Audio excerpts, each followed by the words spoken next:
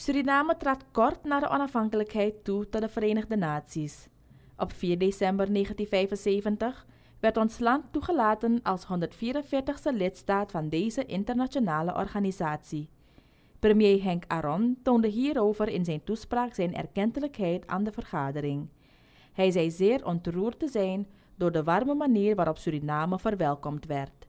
Ons representative of the host country, the distinguished representative Miss Pearl Bailey of the United States of America.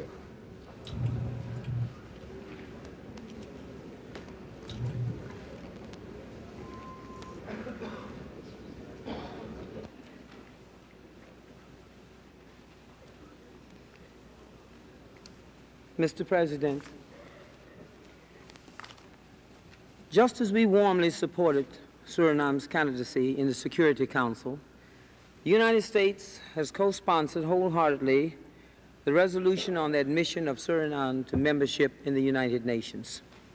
We extend our enthusiastic greetings to Suriname as the newest member of the United Nations. Mr. President, as host country representative, my delegation welcomes a warm welcome we extend to Suriname's representatives at this headquarters. My delegation offers a particularly cordial welcome and greeting to Prime Minister Aaron and Mrs. Aaron, and the other members of the Suriname delegation who have come to the United Nations on this historic occasion. It is the sincere hope of my delegation that this day marks the beginning of even closer and friendlier ties between the government of the United States and the government of Suriname, as we engage in a common effort to realize the goals of the Charter of the United Nations. Suriname's achievement of independence is a tribute to the dedication and capacity of her elected leaders and their commitment to the well-being of their people. It is also a tribute to the progressive policies of the government of the Kingdom of the Netherlands.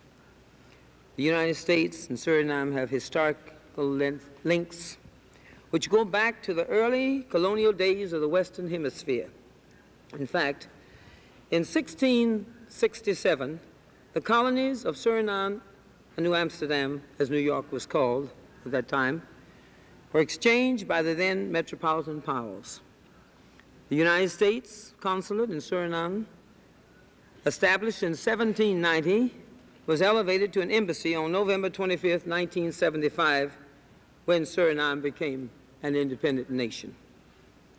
Suriname's diverse and capable population, your rich and natural resources, and varied agricultural productions, along with a commitment to liberal trade policies, provide the basis for continued economic development.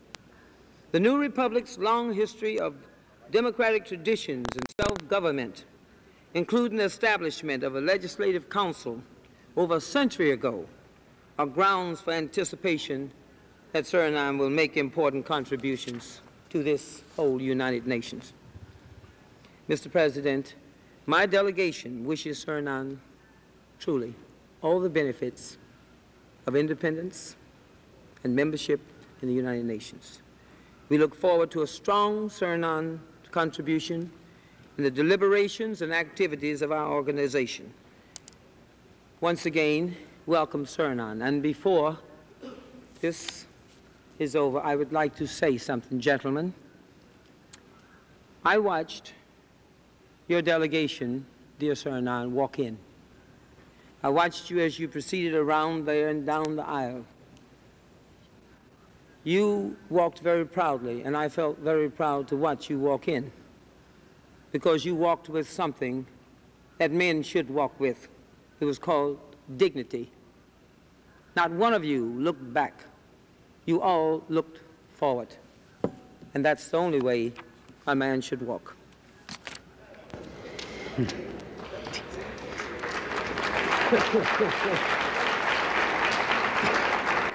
Mr. President, we fully realize that our admission to the United Nations implies responsibilities and commitments which we are ready to undertake and perform. our attitude, both nationally and internationally, will be based on the principles of the Charter of the United Nations and on the rules of international law. We intend to establish friendly and peaceful relations with all nations, and where such relations exist, they will be reinforced.